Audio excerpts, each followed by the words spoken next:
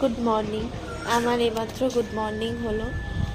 সকালে ওঠার একটা কারণ আছে, সেটা হচ্ছে আমি যে রুমটাতে ছিলাম নিচে, সেটা চেক আউট করে ওপরে আরেকটা রুমে শিফট হয়েছি। রুমটার খুব বাজে অবস্থা, পরে দেখাচ্ছি তোমাদেরকে।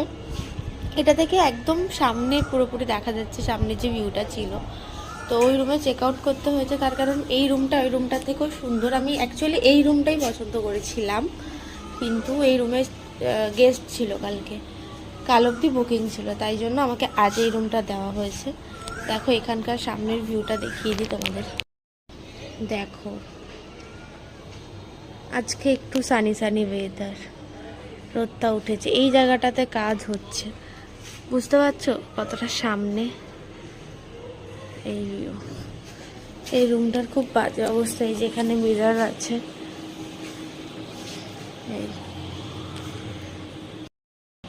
এই যে আমি এখন ম্যাগি অর্ডার করেছি, ব্রেকফাস্ট। এখানে চা দিয়েছে, চা খেয়েছি, তারপরে ম্যাগি খাবো এখন।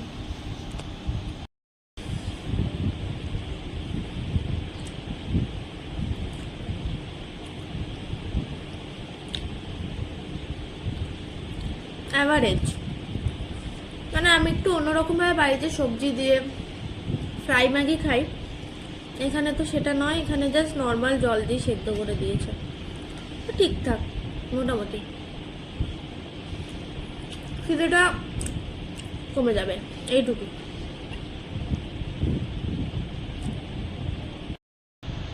একটা ব্যাড নিউজ আছে।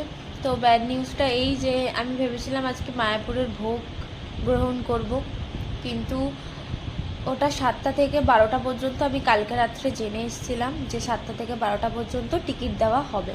আমি এটাও জিজ্ঞাসা করেছি যে 12টার সময় আসলে পাওয়া যাবে, তো বলেছিলেন হ্যাঁ, ওখানে যারা যারা থাকেন স্টাফরা। তো তাদের দোষ না, দোষটা আমারই, কেন কি আমি একটু লেট করেছি।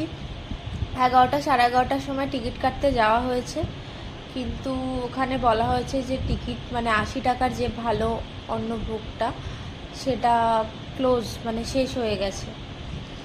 আমি খিচুড়ি খাই না, আর একটা আছে 60 টাকার ভোগ, তো ওটাতে কেউ বলছে অন্ন দেওয়া হয়, কেউ বলছে খিচুড়ি দেওয়া হয়।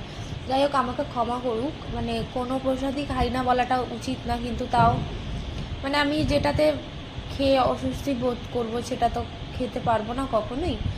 তো ওখানে মায়াপুরের ভোগ গ্রহণ করা এইবার অন্তত হলো না।